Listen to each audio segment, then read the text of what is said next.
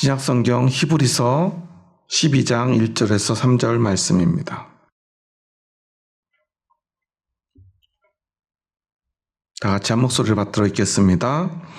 이러므로 우리에게 구름같이 둘러싼 허다한 증인들이 있으니 모든 무거운 것과 얽매이기 쉬운 죄를 벗어버리고 인내로써 우리 앞에 당한 경주를 하며 믿음의 주요 또 온전하게 하시는 이인 예수를 바라보자.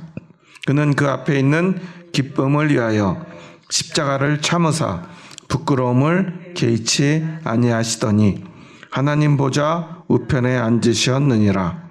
너희가 피곤하여 낙심하지 않기 위하여 죄인들이 이같이 자기에게 거역한 일을 참으신 일을 생각하라. 아멘.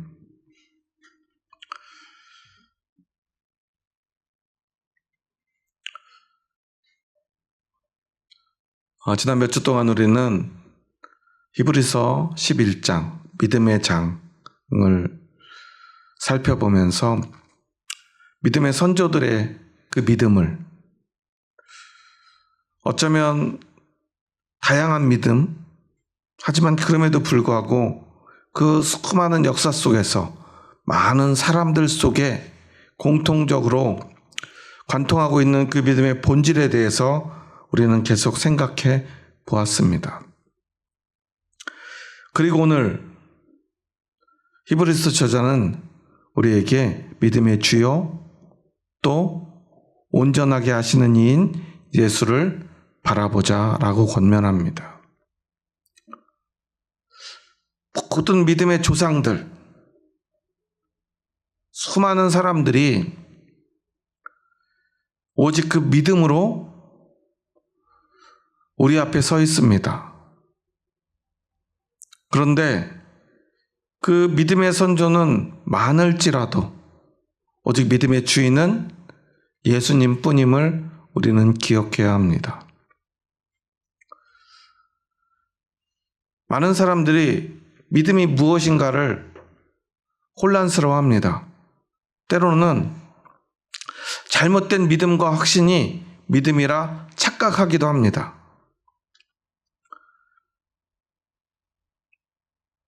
세상에서 쓰이는 믿음이란 단어는 쉽게 말하면 신념이라고 할 수 있을 거예요.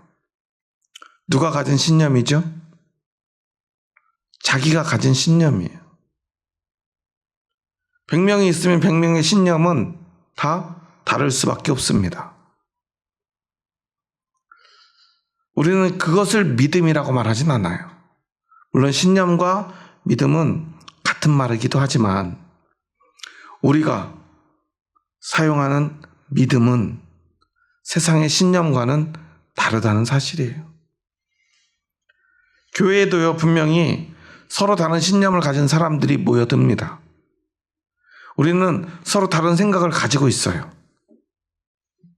어떤 문제에 대해서 공통적인 신념을 가진 사람들도 있지만 서로 다른 신념을 가졌음에도 불구하고 우리는 한 교회에 모여서 함께 믿음을 고백합니다.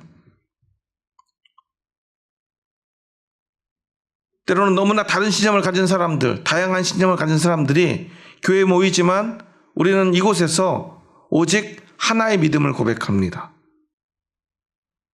그것은 바로 예수 그리스도에 대한 믿음입니다. 그래서 우리는 그리스도인들이 말하는 믿음과 세상의 다양한 신념의 차이를 먼저 구분해야 합니다. 그러지 않으면 우리는 자칫 믿음이 아닌 것을 믿음이라고 착각하며 그것이 믿음인 줄 알고 믿음의 길이 아닌 잘못된 길을 갈 수 있다는 사실을 기억해야 돼요. 너무나 많은 그리스도인들이요, 믿음이 아닌 것을 믿음이라고 착각해요. 오히려 때로는 그 잘못된 신념이 믿음인 줄 아는 것보다 차라리 신념이 없는 것처럼 보이는 사람들이 나중에 보면 진짜 믿음을 가지는 경우를 저는 많이 보아왔어요. 왜냐하면 잘못된 신념을 믿음 있는 착한 사람들은요, 그 신념에 너무나 깊이 빠진 나머지 언젠가 진짜 주님이 믿음을 말씀하시는데도요, 믿음을 이야기해 주는데도요, 오히려 예수님조차 거부합니다. 저는 목회를 하면서 참 많은 사람들을 만났던 것 같아요. 오히려 개척을 하고 나니까요, 더 다양한 사람들을 만납니다. 오히려 교인이 더 많은 곳에서 부교육자로 생활할 때는, 그곳에서 사역할 때는요, 물론 더 많은 사람들이 그곳에 있어요. 그렇지만 오히려 기존의 교인들은 그래도 나름 어느 정도의 틀과 또한 질서 가운데 머물러 있는 분들이 더 많아요. 그러니까 일정 범위 밖으로 벗어나는 사람들이 별로 없어요. 그런데 개척을 하고 나니까요, 처음 개척할 때는 교인이 아무도 없었거든요. 그러니까 교회를 한 번도 안 다녀본 분들도 찾아다니고요. 또 어디든 복음을 전할 수 있는 곳이라면 진짜로 제가 목사지만 이분은 진짜 안 믿을 것 같은데 그래도 누군가 가보자 그러면요, 찾아다녔던 것 같아요. 당연한 거죠. 뭐 사람을 어떻게 개척교회 목사 누구를 가립니까? 그냥 어디라도 달려가는 거예요. 분명 여기는 가면 이분은 믿음은 별로 상관없이 도움만 요구할 것처럼 느껴져요. 그래도 가요. 아니나 다를까? 믿음은 별로 상관이 없고 자기들 도와달라는 이야기만 하시는 분들이 있어요.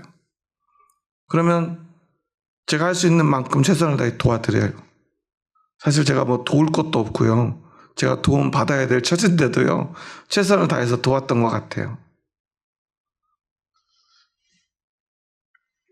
그래도요, 그곳이 어디에든 복음을 전할 수 있다면 열심을 다했던 것 같아요. 근데 시간이 지나면서 점점 지쳐갑니다. 왜냐하면 제가 전하고 싶은 것은 예수 그리스도, 우리의 주인이신 그 부활의 소망과 그 소망을 믿는 믿음입니다. 예수님을 전하고 싶은 거죠. 예수를 믿는 믿음을 전하고 싶은 거예요. 그런데 세상 사람들이 원하는 건 뭐죠? 좋은 일을 해달라는 거예요. 당신 좋은 사람이잖아. 목사잖아. 교회는 좋은 일을 하는 곳이잖아. 돈 없는 사람한테 돈을 주고, 병든 사람이 있으면 안수하고 병을 고쳐주고, 마음이 상한 사람이 있으면 위로해주고 회복시켜주고, 뭐 이런 거죠. 가정에 문제가 있으면 가정을 치유해주고 또 문제를 해결할 수 있도록 도와주고 상담해주고. 그래서 제가 사실은 초창기에는 설교하는 시간보다 상담해주는 시간이 더 많았고요. 어려운 사람 도와주는 시간이 더 많았고요. 뭐 제가 이렇게 전도하려는 사람이 사고를 쳐서 경찰서에 가면 파출소로 경찰서로 쫓아다니고요. 뭐 다쳤다고 병원에 입원하면 새벽 2시, 3시에도 응급실에 달려가고요. 그런 일들을 했던 것 같아요. 그런데 지금 돌이켜보니까요, 그때는 차라리 조금 행복했어요. 무슨 말이냐면 그분들은 애초에 별로 믿음이 아예 없으니까. 그렇게 세상에 다른 것만, 돈만, 도움만, 위로만 원했던 사람들은요, 오히려 어떤 순간이 오면, 그들의 마음이 열리면 예수님을 있는 그대로 믿어요. 왜냐하면 그들에겐 또 다른 어떤 신념이 없기 때문에 그래요. 그런데 그 시간이 좀 지나고 나니까요, 각자 자신의 신념을 가진 분들이 기존의 교회를 다니다가 상처받고 또한 문제가 생겨서 떠돌아다니다가 저희 교회로 옵니다. 그런데 그런 분들 특징이요, 어떤 상처 때문인지 아니면 원래 조금 고집이 센 분들이신지 자신의 신념이 굉장히 강한 분들이 찾아오기 시작해요. 물론 예수님을 믿습니다. 믿는다고 그래요. 그런데 그 믿음만큼이나 자신의 독특한 어떤 신념들을 가지고 와요. 그러면서 그것이 믿음과 뒤섞이기 시작합니다. 그리고는 제가 믿음에 대해서 이야기하면 자신의 신념을 관철시키려 해요. 그리고 저에게 질문하기 시작합니다. 이것이 옳습니까? 맞습니까? 틀린 건 아닙니까? 말하기 시작합니다. 그럼 저는 믿음을 이야기하느라고 최선을 다해 대답하고요. 설명합니다. 그리고 저는 이 정도 설명하면 제 스스로에게 잘했다. 이 정도면 받아들이겠지. 그런데 신기하게요. 제가 설명을 잘하면 할수록요. 더 수렁에 빠지는 느낌을 받아요. 아무리 믿음에 대해서 잘 설명해도요. 소용이 없는 거예요. 왜냐하면 그분들은 이미 자신의 신념이라고 하는 늪에 빠져 있어요. 제가 손을 내밀어서 그분들을 건져내려 하면 어떤 일이 벌어질까요? 저를 그 늪으로 끌어당기더라고요. 잘못된 신념은요, 때로는 불신앙보다 더 큰 문제를 일으키기도 한다는 사실을 저는 참 수도 없이 경험한 것 같아요. 우리가 믿는다고 하는 건요, 자신이 과거에 어떤 경험을 했으니까 그거 잘못됐구나. 그러니까 이것을 잘못된 걸 고치려는 어떤 마음을 먹는 게 믿음이 아니라는 것을 우리는 기억해야 돼요. 때로는 어떤 과거에 어떤 좋은 경험을 해가지고 이렇게 하면 되는구나 라는 경험을 믿는 것이 믿음이 아니라는 것을 기억해야 돼요. 믿음은요, 내가 어떤 좋은 경험을 했든 어떤 나쁜 경험을 했든 그것과 상관없이 예수 그리스도를 믿는 거예요. 믿는다는 건 어떤 거죠? 예수님을 믿는다는 것은 어떤 것입니까?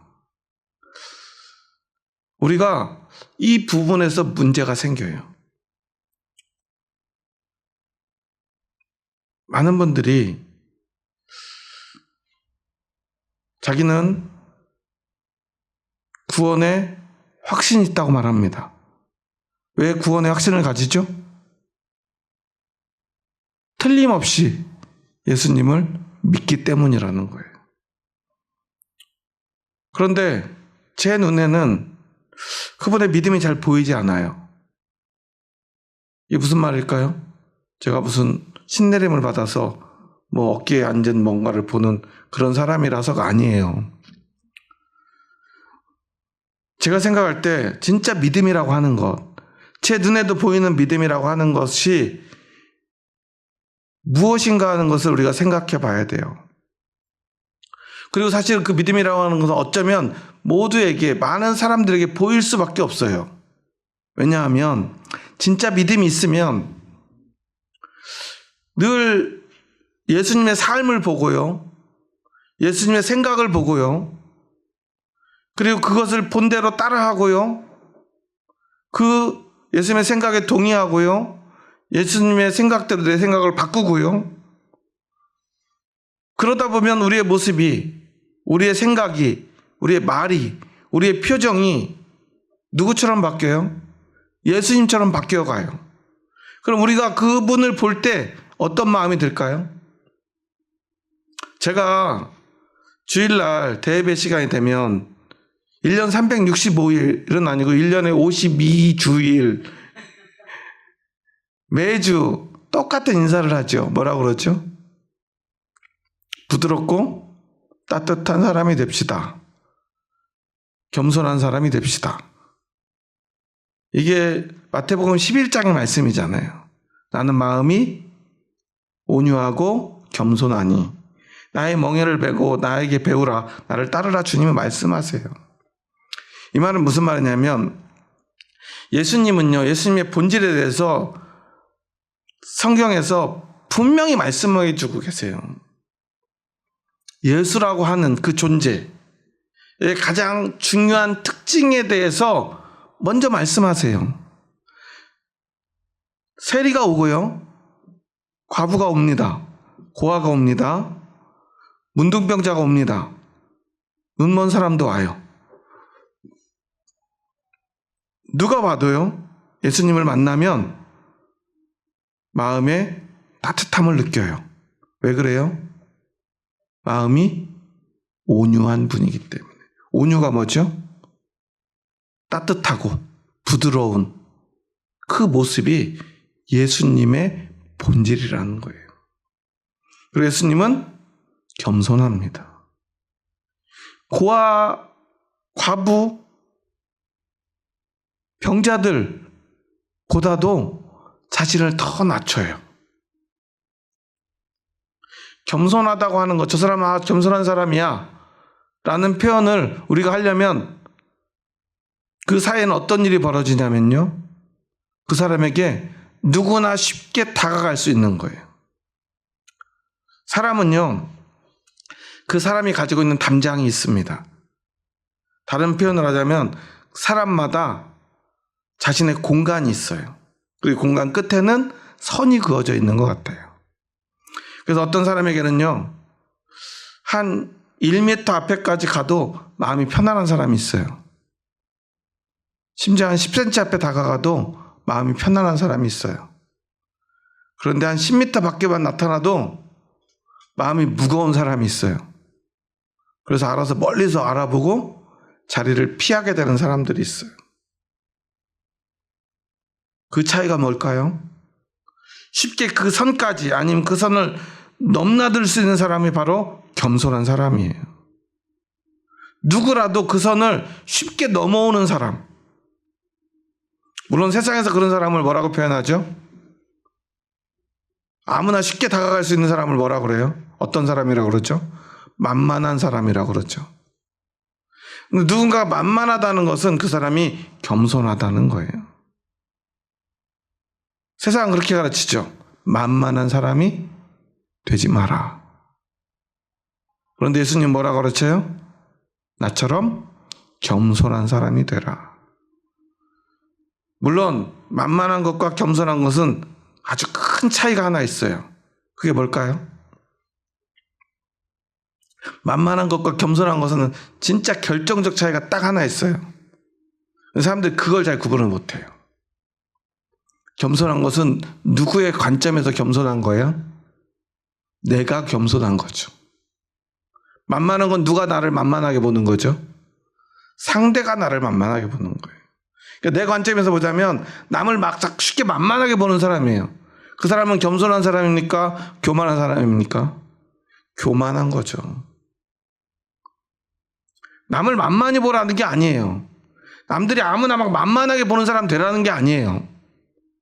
스스로 겸손해지라는 거예요. 그런데 여기 있는 모든 사람이 함께 겸손해지면 어떤 일이 벌어지죠? 자기를 낮추는 거잖아요. 이 선을, 이 담장을 낮추는 거잖아요. 누구든 넘어올 수 있도록 자신을 낮추는 거예요.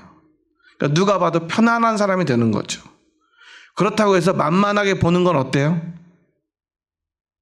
옳지 않다는 것을 사실은 이미 전제하고 있는 거예요. 자신의 담장을 낮추는 사람이 다른 사람을 만만하게 볼 수 있습니까? 그렇지 않아요. 스스로 겸손한 사람은 자신의 담장은 낮추지만 남의 담장을, 남의 선을 함부로 넘어가지 않아요. 왜냐하면 겸손하기 때문이에요. 그런데 우리는 자꾸만 이걸 착각해요. 겸손하자, 겸손해야 돼. 그러면서 누구한테 말해요, 그 말을? 야, 너 왜 이렇게 겸손하지를 못해? 겸손해야지. 그러면서 어떻게 해요? 그 사람을 만만하게 봐요. 그리고 그 사람의 선을 자기 멋대로 막 넘나듭니다. 그러면서 겸손이라는 말을 입에 달고 살아요.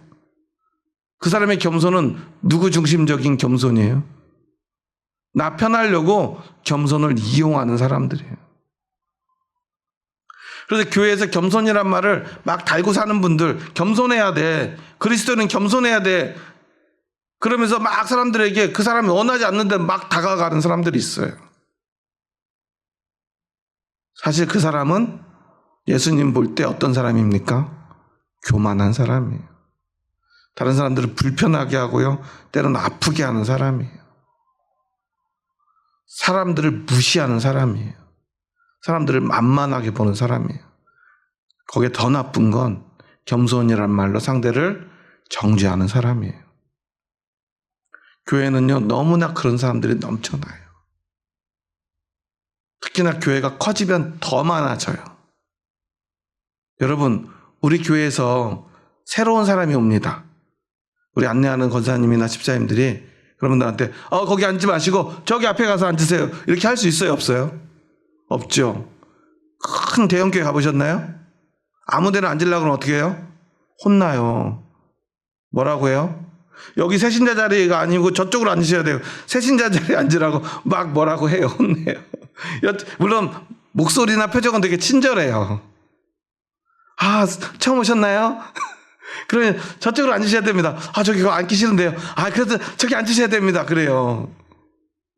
굉장히 친절하지만 강요를 해요. 그래서 저 귀찮은데 불편한데 오늘 뭐 등록 안 할 건데요. 소용없어요. 우리 교회는 그래요. 왜 그럴 수 있죠? 교회가 크니까 그래도 된다고 생각해요. 물론 아주 훈련된 분들이라 절대로 표정이나 말투가 흐트러짐은 없어요. 아주 친절해요. 예의 바르죠. 그런데 강요해요. 왜 그러죠? 겸손하지 못하기 때문에 그래요. 우리는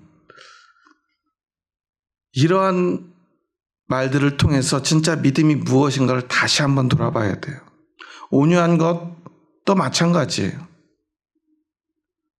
지금 말한 그 어떤 교회에 아주 예쁘고 상냥하고 항상 웃으며 예의 바른 교양 있는 말로 안내하시는 분들. 특징은 아주 예의 바르지만 언제나 그 말의 내용이 단호해요. 여기 앉으시면 안 됩니다. 여기 앉고 싶은데요. 안 됩니다. 그래요. 거기 절대 못 앉아요. 내 마음대로 할 수가 없어요. 거기서 우리는 따뜻함을 느끼지 못해요. 부드러움도 느끼지 못해요. 그런데 문제는 스스로 굉장히 부드럽고 따뜻하게 말하고 있다고 착각을 해요. 상대적으로 저희 교회 우리 집사님들 보면요. 때로는 좀 이제 목사로서 앞에 있는 목사로서 답답할 때가 있어요. 교인들이 새로 오면요. 다들 쭈뼛쭈뼛 돼가지고 다가가지 못하고 말도 못하고 그래서 인사라도 좀 했으면 좋겠는데 인사도 못하고 이렇게 피해 도망가요. 왜냐하면 마음들이 다 약해요. 저분들 혹시라도 내가 잘못 혹시 건드려가지고 상처라도 줄까 얼마나 조심하는지 몰라요. 물론 때로는 어떤 분들은 그것 때문에 섭섭해 하더라고요. 이 교회는 이렇게 아무도 아는 척도 안 해. 섭섭해서 다음 주에 안 오겠다는 분들도 있더라고요. 그럴 수 있어요. 근데 저는 함부로 다가가고 또 상냥함과 부드러움을 가장해서 상대에게 명령하고 하는 것보다는 우리 상대를 존중할 줄 아는 모습. 함부로 상대방에게 사람들에게 내 멋대로 다가가지 않는 그 마음. 그런 게 저는 예수님의 모습을 닮은 모습이라고 저는 느껴요. 왜냐하면 언제나 그 기준이 중요하기 때문에 그렇습니다. 만만하게 보는 것과 겸손의 차이를 제가 설명했듯이 온유한 것도 마찬가지입니다. 우리는 너무나 많은 경우에 그리스도인들이 서로에게 왜 이렇게 온유하지 못하냐고 말하는 것을 봅니다. 그것을 가지고 사람들을 정죄하는 걸 봅니다. 저는 목사조차도 어떤 누군가에게 왜 온유하지 않느냐고 강요해서는 안 된다고 생각해요. 부드럽고 따뜻함을 강요하는 것, 그것이 예수님을 믿고 따르는 것이 아닙니다. 부드럽고 따뜻한 사람이 되는 것입니다. 앞에서 목사가 부드럽고 따뜻해지면요, 성도들이 그걸 보고 아, 저렇게 하는구나. 그 따뜻함을 느껴야 되는 거예요. 근데 예전에 제가 어떤 교회를 갔는데 목사님이 앞에서 그 말씀을 전해요. 예수님은 온유한 분이다. 온유하셔야 된다. 근데 이렇게 말씀하시더라고. 온유하셔야 됩니다. 이렇게 얘기를 하시더라고요. 아유, 설교를 저렇게 하시나. 틀린 말은 아니에요. 너무 정확한 말이에요. 그런데 사실 제가 느끼기엔 정확하게 틀린 말처럼 느껴졌어요. 전혀 따뜻함이 느껴지지 않았거든요. 전혀 부드럽지 않았거든요. 그러면서 막 화를 내는 거예요. 우리 집사님들 이렇게 부드럽지 않으니까, 따뜻하지 않으니까 우리 교회가 부흥이 안 되는 겁니다. 그거는 온유한 겁니까? 책망하는 겁니까? 지금 분명히 본인은 책망하고 있으면서 온유를 이야기해요. 거기서 우리는 결코 부드러움을 느낄 수 없어요. 따뜻함을 느낄 수 없어요. 모든 것은 예수님이 나는 마음이 온유하고 겸손하니. 예수님 뭐라고 그래요? 나는 온유하고 겸손하다고 말씀하시잖아요. 너희는 온유하고 겸손해라가 아니에요. 나는 온유하고 겸손하니. 그러니까 우리는 누구한테 말해야 돼요? 나한테 말해야 돼요. 내가 겸손해져야 돼요. 내가 겸손해지면 다른 사람을 결코 만만히 볼 수 없어요. 내가 부드러워지면 다른 사람들한테 딱딱하게 할 수 없어요. 냉정하게 할 수 없어요. 내가 따뜻해지면요, 다른 사람들한테 차갑게 대할 수 없어요. 다른 사람을 혼내거나요, 지적하거나요, 그 사람들을 정죄할 수 없어요. 아무한테나 함부로 다가가지도 못해요. 하지만 어느 순간 돌아보면 우리가 서로에게 가까워져 있죠. 내가 막 넘어가지 않는데도 어느새 서로 가까이 있어도 누구도 불편하지 않아요. 저는 지난 주일에 부활절 특송을 하셨잖아요. 우리 호산네 찬양대. 오늘 제가 수예배 오기 전에 저희가 원래는 실시간 예배 실황을 항상 예배가 끝나면 내리는데 전사님한테 특별히 이번에는 특송을 했으니까, 부활절 찬양했으니까 좀 따로 편집을 하든지 실시간 예배 실황을 좀 남겨줬으면 좋겠다. 그래서 다시 한번 그 찬양을 듣고 왔거든요. 근데 저희가 이제 이번에는 따로 이렇게 영상을 편집할 생각이 없었는지 마이크를 안 대고 해가지고 반주 소리만 땡땡 계속 나고 찬양 소리는 거의 안 들리는데 제일 크게 해서 귀에 가까이 대고 다 들어봤어요. 근데 제가 딱 들으면서 다시, 지난주에 제가 주일날 들을 때 저는 우리 교인들이 찬양이 이렇게 아름답고 매년 실력이 이렇게 좋아지는구나, 저는 분명히 그렇게 생각했거든요. 근데 다시 유튜브로 들으니까요, 제가 잘못 들었더라고요. 음은 계속 틀리고요. 작음정 떨어지고요. 박자도 자꾸 틀리고요. 근데 신기한 건 지난주 주일날은 분명히 제가 너무 아름답게 들었거든요. 막 음물까지 글썽이면서. 근데 다시 들어보니까 아니더라고요. 그리고 제가 참 다시 들으면서 제가 감동이 됐던 건 뭐냐면, 이렇게 틀리고 떨리고 때로는 막 목소리가 좀 속으로 들어갔다가 나왔다 막 이러더라고요. 막 얼마나 떨렸으면. 그런데도 그 찬양을 부르고요, 또 아무도 그 찬양에 불편함을 느끼지 않고요. 사실 제가 참 저도 감동이 됐지만, 오랜만에 저희가 앞에 찬양을 부르는데 부르는 사람보다 듣는 인원이 더 많았던 게 처음이었어요. 여러분 아시나요? 오랜만에 그렇게 됐잖아요, 저희 교회가. 근데 아무도 그 찬양을 불편해하는 사람이 없었어요. 저는 이게 믿음이라고 생각해요.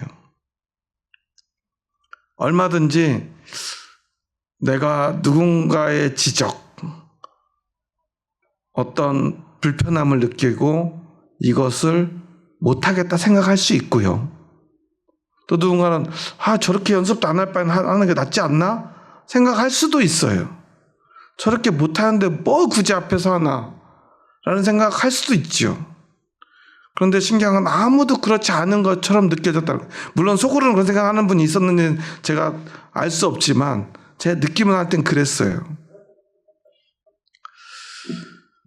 우리 안에 믿음이 없다면 과연 이렇게 할 수 있을까?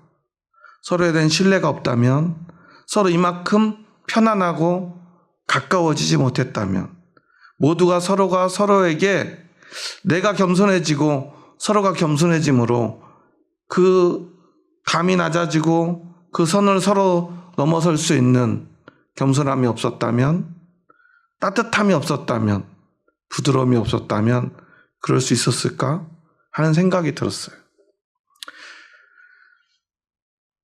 실수하는 건 불편하지만 그렇게 찬양하고 듣는데 불편함이 없었다는 것, 그럼에도 그렇게 실수했음에도 부족했음에도 감동이 됐다는 건 우리 안에 그 예수님의 모습, 부드럽고 따뜻하고 겸손한 모습이 살아있다는 증거가 아니겠습니까?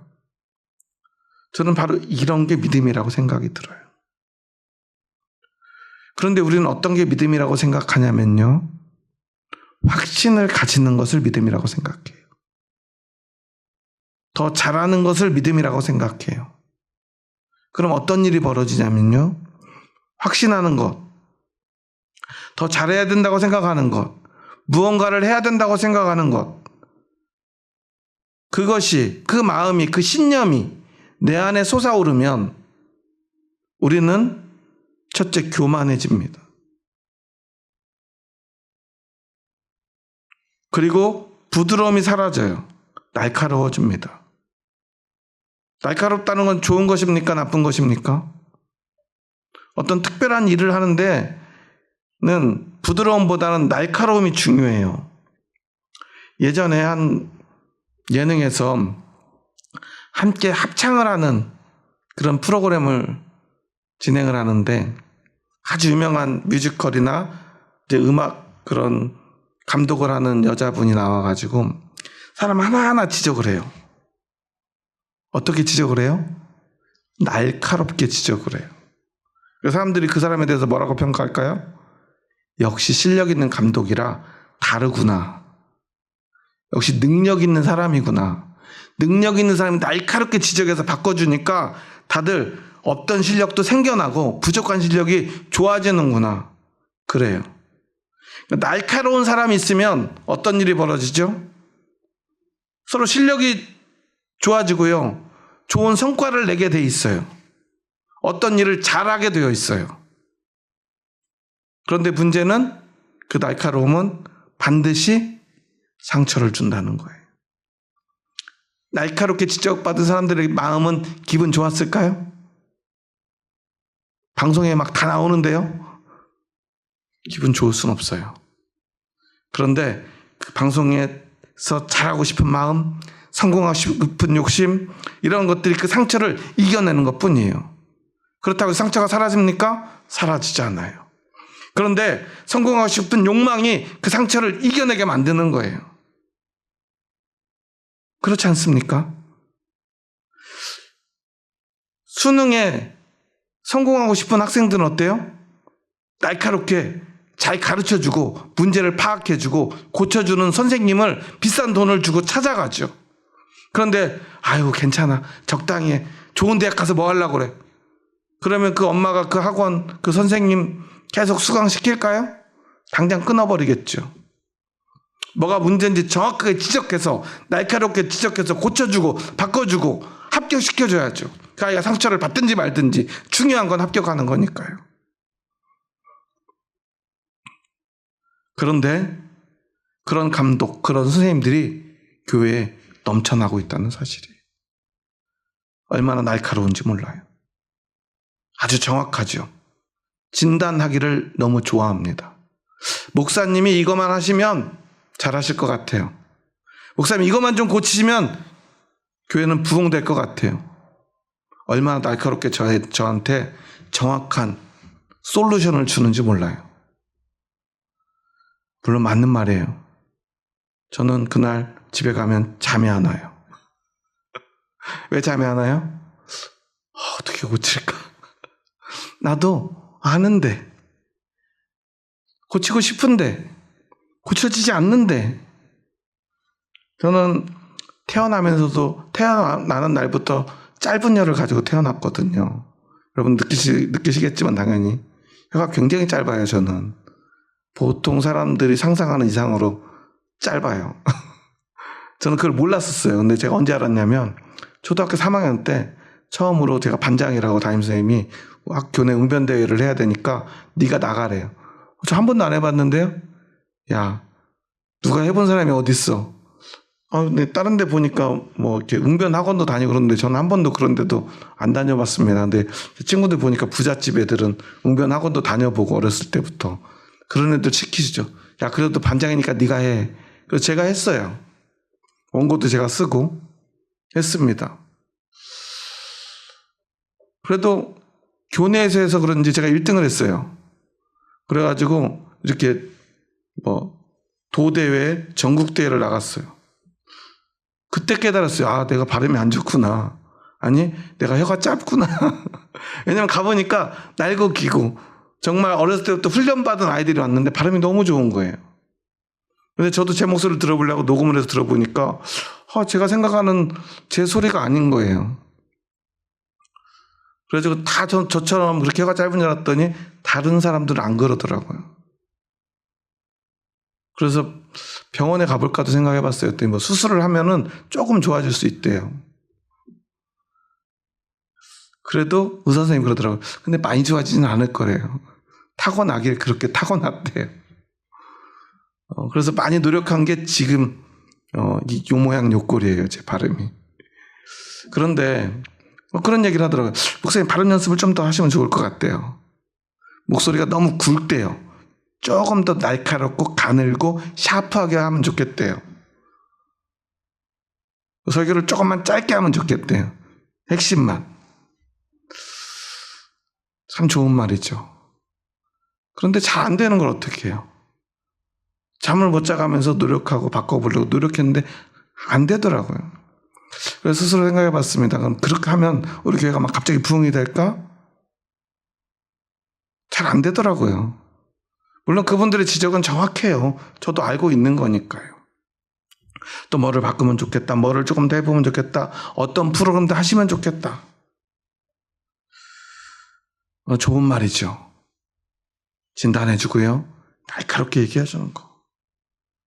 나중에 시간이 지나고 보니까요. 저는 그 얘기를 듣고 다 받아들이고 노력했다고 생각했는데 시간이 한 몇 달, 1년, 2년 지나고 보니까 저는 그 이야기들을 받아들였다기보다는 상처를 받더라고요. 저도 모르게 주눅이 들고요. 그 결과는 어떻게 됐을까요? 기존에 하던 것도 잘 못하게 돼요. 말할 때마다 더 신경 쓰이고요. 더 잘하려고 그러니까 더 말도 꼬이고요. 점점 자신감을 잃어버리더라고요. 그래서 한동안 제가 슬럼프에 빠진 적이 있어요. 설교에 자신이 없고 마치 운동선수가 입스에 걸리듯이 야구선수가 입스가 오면 공을 못 던진대요.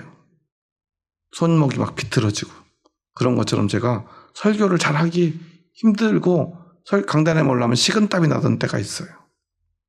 왜냐하면 너무 날카로운 지적들에 제가 하도 공격을 당하니까 앞에 서는 게 두려운 거예요.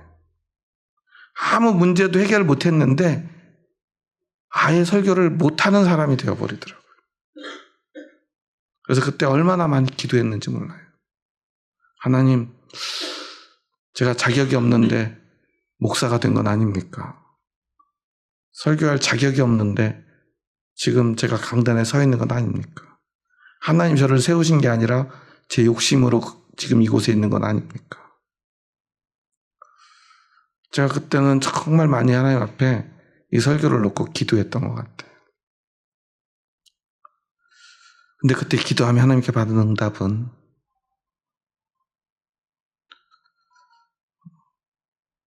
딱 한마디였던 것 같아요.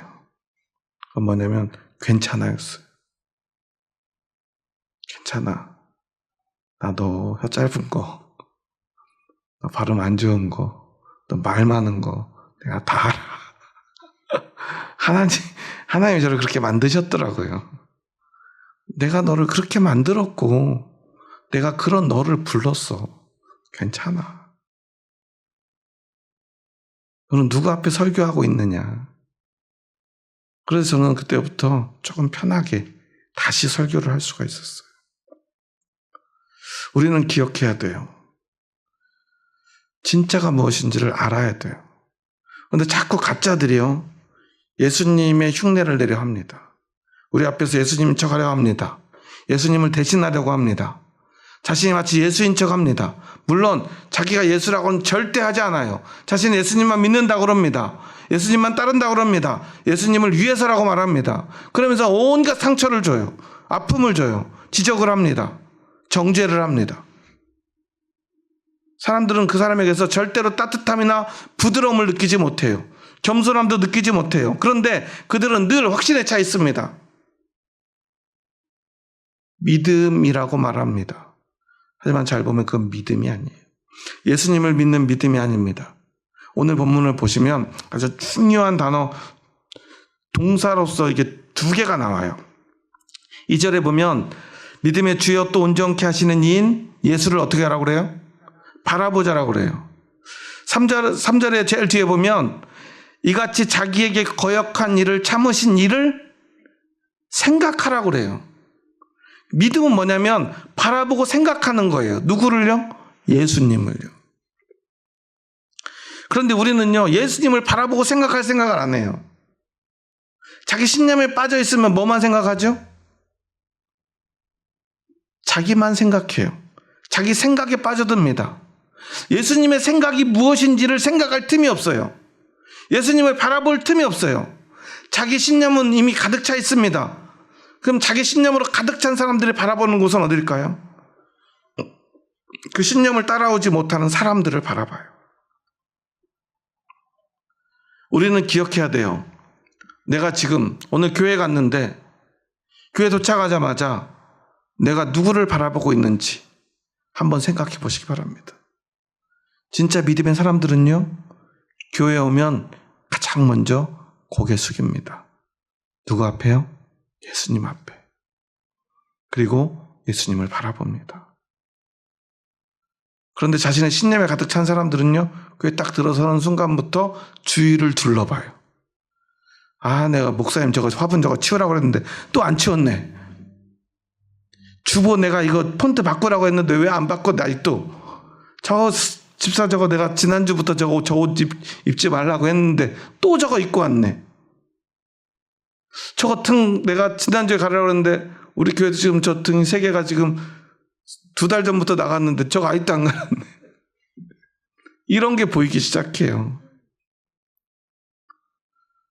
그런데 여러분, 우리 교인들 등 3개 나갔다고 예수님을 바라보지 못합니까? 하나님께 예배드리지 못해요? 물론 목사인 제가 이렇게 되지 않도록 했어야 되는데 제가 여러분들한테 너무 죄송하고 부끄럽지만, 그리고 제가 뭐 집사님들한테 부탁도 해놓고 안 바꾸고 있지만, 제가 그런 이야기를 하지 않는 이유는 뭐 예배가 뭐 우리가 어떤 환경에서 아무리 뭐 대충 드려도 된다는 게 아니에요. 다들 어떤 상황이 있겠죠. 어쩔 수 없는 상황도 있을 것이고요. 중요한 건 저런 게 아니기 때문에 그래요. 적어도 예배 드리는 순간만큼 우리는 예수님만 생각하고 예수님만 바라볼 수 있어야 합니다. 그게 믿음이기 때문에 그래요. 우리 하나님께 나아가는 사람은 오직 그 믿음만 가지고 나아가야 합니다. 그 믿음은 뭐냐면 내가 생각하는 옳고 그름이 아닙니다. 오직 예수님만 바라보는 거예요. 어제도 내가 바라봤지만 오늘도 바라봐야 합니다. 오늘 바라보면 끝나는 것입니까? 내일 또 예수님을 바라봐야 합니다. 그렇게 오늘 지금 예수님만 바라보며 예수님처럼 겸손하고 부드럽고 따뜻한 사람이 되는 것, 그게 바로 믿음입니다. 그러면요, 교회는요, 문제가 생길 틈이 없어요.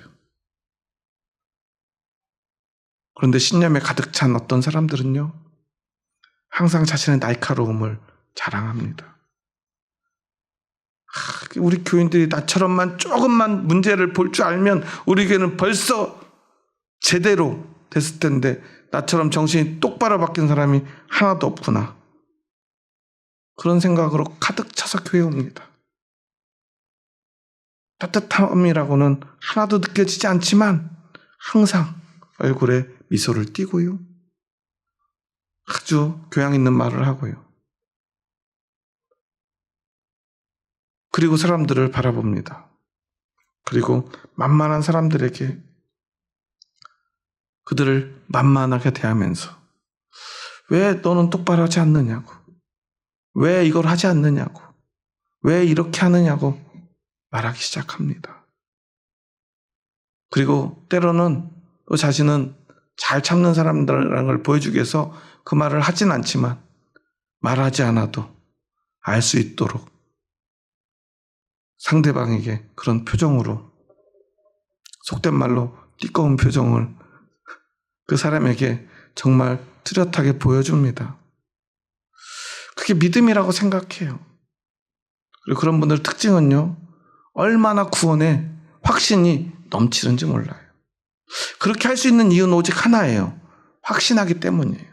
어떤 확신이죠? 내 믿음에 대한, 내 구원에 대한 확신이에요. 그러니까 나는 확실합니다. 이미 더 이상 할 게 없어요. 그분들이 제일 좋아하는 말씀 있죠. 다 이루었다. 자기는 다 이루었어요, 예수님처럼. 그러니까 이제 뭐만 하면 되죠? 다른 사람들만 고쳐주면 돼요. 근데 믿음은요, 결코 다 이룰 수 없는 것입니다. 왜 그렇습니까? 믿음은 하나님이 은혜로 주시는 거예요.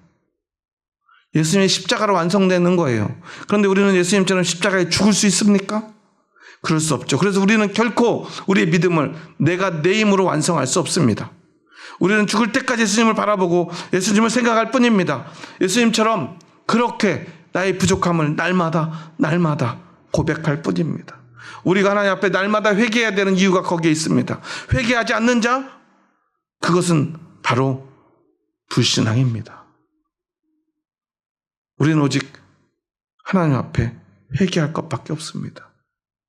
회개하는 것이 믿음입니다. 내가 아무리 노력해도요, 회개해야 합니다. 내가 아무리 잘했다고 생각이 드는 그때에도 우리는 우리의 부족함을 하나님 앞에 고백해야 합니다. 그러기도 바쁜 사람이 과연 누구를 지적할 수 있습니까? 누구를 정죄할 수 있습니까? 뭘 하라고 말할 수 있겠습니까? 각자가 알아서 자신의 일을 하다 보면 우리가 함께 톱니바퀴처럼 돌아갈 것입니다. 그렇게 함께 맞물려 움직여가는 곳이 바로 교회입니다.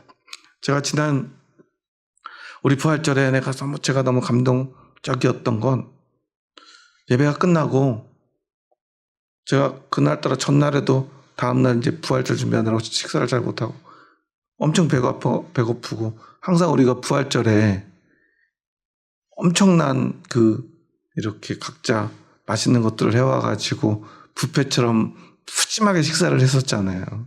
근데 이번 주에는 우리가 찬양 준비하고 아이들 돌봐야 되고 식사를 따로 준비하기 어려우니까 점심쌤들이 피자, 치킨, 떡볶이 이런 걸 시켰더라고요.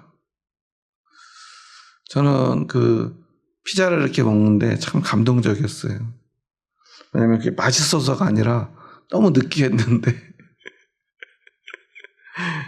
제가 속이 안 좋아가지고 지난주 내내 속이 안 좋아가지고 막 장염에 걸릴랑 말랑 하고 있었는데 피자 치킨을 받아들면서 제가 감동적이었어요. 왜냐하면 그래, 우리가 여기서 뭐 엄청난 거 먹지 않아도 지금 이 상황에서 우리 교인들이 찬양하고 예배를 드리느라 피자를 배달시키고 치킨을 배달시키면 어떤가. 아무도 불평하지 않는 거예요. 아무도 불편하지 않는 거예요. 물론 저희 아버지가 오랜만에 시골에 올라오셨는데 저희 아버지만 불평하시더라고요. 야, 난 저거 못 먹어! 그런다고 집에 가셔야 되는데. 그래가지고 윤봉 집사님이 식사도 못하고, 나 피자 먹고 싶은데 피자 2조각 싸가지고 집에 갔잖아요. 시골에서 올라온 저희 아버지만 불평을 하시고 아무도 불평하지 않는 거예요. 저는 이게 교회의 본질이라고 봐요. 부족하면 어떻습니까? 피자가 느끼하면 어떻습니까? 준비가 안 됐으면 어떻습니까? 우리가 부족한 대로, 잘 되면 잘 되는 대로 서로 용납하고요. 그리고 내가 피자를 안 좋아하는데도 우리 강 집사님, 제가 피자 치킨 안 좋아하는 거 아는데 막 열심히 드시더니 잘 먹었어요 집사님 그러고 나가시더라고요. 그게 저는 너무나 아름다운 모습이라고 생각을 해요. 찬양하다 의미 좀 틀리면 어떻습니까? 우리가 피자 치킨 싫어하는 사람들이 그 피자 치킨 앞에 놓고도 아무도 불평하지 않는 이 모습들, 그리고 맛있게 먹는 거, 그리고 막 떡볶이에 막 열심히 칼로리 폭탄이지만 다이어트 사실 우리 젊은 저 집사님들도 막 열심히 일주일 동안 다이어트 했던 거 다 망가져도 맛있게 먹잖아요. 부족함 속에서도, 연약함 속에서도 실수하고 때로는 잘못돼도 아무도 말하지 않고 불편하지 않고, 그 모습이 뭐냐면요, 각자가 다 자신의 자리에서 주님을 바라보는 믿음인 것입니다. 교회는 그런 곳이에요. 교회에서 맛있는 거 먹으면 믿음입니까? 아니죠. 찬양이 무슨 어디 그냥 그 시립 교향악단처럼 불려져야 됩니까? 저기 제가 아는 저 후배가 다니는 어떤 한 10,000명쯤 다니는 교회 찬양팀은 제가 한번 유튜브로 들어보니까 진짜 웬만한 시립 교향악단 못지않게, 어떤 합창단 못지않게 멋진 찬양을 부르더라고요. 그 친구는 뭘 하다가도, 모임을 하다가도요, 연습 시간이 되면 달려가요. 연습 한 번만 빠지면요 잘린대요. 열심히 해야 된대요. 거기가 자기 너무 힘들게 들어갔기 때문에 절대 빠지면 안 된대요. 제가 거기 들어가려고 몇 년을 준비하고 기다려가지고 대기해가지고 겨우 들어갔대요. 찬양대예요. 우리 교회는 제발 와달라고 해도 하기 싫다고 도망다니는데요. 거기 한번 들어가려고 줄을 서고 몇 년씩 대기하고요. 한 번 빠지면 바로 잘리고요. 그런데 진짜 교회는요, 그런 것이 아닙니다. 부족해도요, 예수님을 닮은 사람 한 사람, 그 또 한 사람, 그렇게 또 한 사람씩 늘어가는 그곳이 교회입니다. 교인이 10명이든 10,000명이든 똑같습니다. 부족함에도 아무도 불편함을 느끼지 않을 수 있는 곳이어야 교회이고, 교회는 오직 그 믿음으로 세워지는 곳입니다. 여러분, 만약에 그 큰 교회에서 찬양하다 이탈, 속된 말로 삑사리가 나면 그분 아마 다음 주에 잘리겠죠. 그런데 교회는 그렇게 해서는 안 되는 거예요. 이제 우리 성가대 이제 글러먹었구나. 나 때는 안 그랬는데 요즘 성가대 군기가 빠졌구나. 예배 시간에 이런 생각이 든다면 그런 분은 주님 앞에서 자신을 돌아봐야 될 것입니다. 내 믿음의 군기가 빠졌구나 라는 걸 스스로 반성해야 합니다. 왜냐하면 우리는 어떤 순간에라도 그저 주님 바라보고 생각하는 사람이기 때문이에요. 믿음에 대해서 얘기하다 보니까 오늘 본문의 말씀을 다 못 했는데, 오늘 짧게 잠깐 정리하자면, 먼저 1절에 보면 이러므로 우리에게 구름같이 둘러싼 허다한 증인들이 있으니 그랬죠. 구름같이 둘러싼 허다한 증인, 믿음의 선조들이죠. 우리에겐 그런 사람들이 있습니다. 그리고 우리는 모든 무거운 것, 온코스는 어떤 장애물인데요. 운동선수가 경주를 하는데 방해하는 장애물이에요. 마라톤 선수가요, 핸드폰을 들고 42.19km를 뛴다면 잘 뛸 수 있을까요? 핸드폰 뭐 얼마나 됩니까? 우리 달고 살잖아요. 마라톤 할 때 핸드폰 들고 뛰는 선수는 아직까지 한 번도 본 적이 없어요. 작은 것도 짐이 됩니다. 믿음은요, 믿음에 방해되는 그 작은 장애물조차도 다 기꺼이 버릴 수 있는 것이 믿음입니다. 얽매이기 쉬운 죄라고 하는 원어를 보면요. 원어 좀 복잡하니까 읽진 않겠습니다. 이것을 원어를 직역하면 이런 뜻이에요. 우리 주위에 항상 있는 죄라는 뜻이에요. 내 주변에 있는 작은 죄들. 그래서 그것에 우리는 매일 그것이 있기 때문에 항상 나와 함께하고 우리 각자에게는 우리 각자 내 옆에 있는 죄가 있다는 거예요. 그건 사람마다 달라요. 그러니까 나는 이런 죄를 짓는데 쟤는 저런 죄를 짓네? 그러면 우리는 저런 죄만 크게 보여요. 똑바로 해 라고 말하기 쉬운데 그러지 말라는 거예요. 내가 얽매이고 있는 그 죄를 벗어버리라는 거예요. 어떻게 벗어버립니까? 그 죄를 어떻게 벗어버릴까 생각해야 됩니까? 아니에요. 주님을 바라보라는 거예요. 그 죄 말고. 우리는 죄 질 수 있어요. 항상 그 죄는 우리 곁에 있습니다. 하지만 때로는 그 죄가 나를 병들게 하기도 하고 나를 괴롭게 하기도 합니다. 3절에 보면 너희가 피곤하여 낙심하지 않기 위하여라고 써있죠. 피곤하여, 카메테라는 말은요. 그냥 피곤에 지친 게 아니라 우리를 약하게 만들어 결국 병들게 하다라는 뜻이에요. 낙심하지 않는다, 낙심한다라는 말은 피곤해서 너무 지쳐버렸다는 거예요. 우리가 그 죄만 생각하면요. 이렇게 병들고 지칠 수밖에 없다는 거예요.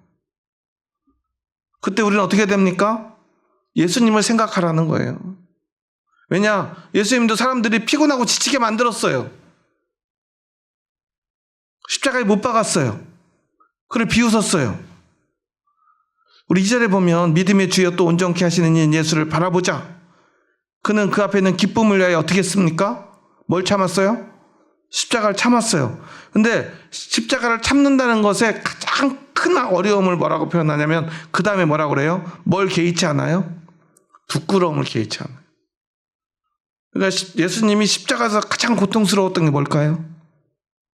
아픔이 아니라 부끄러움이었다는 사실이에요. 항상요, 사탄은 우리를 부끄럽게 만듭니다. 그런데 교회에서요, 남을 부끄럽게 만드는 사람들이 있어요. 그런 사람들을 예수님이 뭐라고 그랬죠? 뭐라고 그랬어요? 뭐라고 해요? 독사의 자식들을. 예수님은 그냥 말씀하신 게 아니에요. 왜 바리새인들을 향해서 독사의 자식들이라고 그랬냐면 그들이 백성들을 부끄럽게 만들었거든. 자기들 자랑하느라, 자기를 드러내느라, 자신의 의의와 자신의 확신을 드러내느라 백성들을 늘 부끄럽게 만들었어요. 그런데 우리는 어떻게 하면 돼요? 누가 나를 부끄럽게 하거든? 주님을 생각해. 주님도 부끄러웠어. 그런데 그들이 부끄럽게 만든다고 너희는 결코 부끄럽게 되지 않을 거야. 예수님을 생각해. 예수님을 바라봐. 그러면 승리할 수 있어. 부끄러움, 그 사람들이 부끄럽게 만드는 거 아무것도 아니야. 진짜 부끄러움은 나중에 하나님 앞에서 드러날 거예요. 너를 부끄럽게 만드는 그 사람을 하나님은 부끄럽다 말씀해 주실 거예요. 부끄러움 당한 너를 예수님은 싸매어 주시고 안아 주실 거예요. 너 부끄러운 거 아니야. 말씀해 주실 거예요. 여러분, 주님을 바라보고 생각하는 사람만이 진짜 믿음입니다. 자신의 신념에 확신에 가득 찬 것이 믿음이 아닙니다. 오늘 여러분에게는 참 믿음이 있습니까? 그 믿음 가운데로 오늘 나아가 주님을 바라보고 주님만 생각하시기 바랍니다. 그럼 여러분은 분명히 겸손해져 있을 것입니다. 부드러워질 것입니다. 따뜻해질 것입니다. 기도하시겠습니다. 하나님 감사합니다. 저희 부족하고 연약한 자들 사랑하셔서 저희들을 주님의 뜻 가운데로 불러주시니 감사합니다. 우리는 얼마나 연약하고 부족한지요.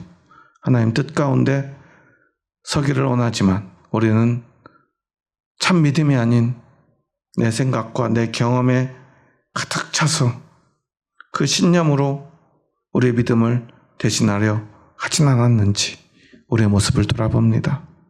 참 믿음은 내 신념을 내려놓고 내 경험도 내려놓고 내 확신도 포기하고 오직 예수님만 바라보는 것임을, 예수님만 생각하는 것임을, 그래서 어느 순간 나를 돌아보니 나는 예수님처럼 부드럽고 따뜻하고 겸손한 사람이 되어 있는 것임을 기억하게 하여 주시옵소서. 이제는 우리 주 예수 그리스도의 은혜와 하나님의 사랑하심과 성령님의 교통하심이 오늘 오직 예수님만 바라보며 예수님만 생각하겠노라 믿음으로 고백하는 이 자리에 머리 숙인 한 영혼 머리 위에 이제로부터 영원토록 함께 하시기를 간절히 축원하옵나이다. 아멘.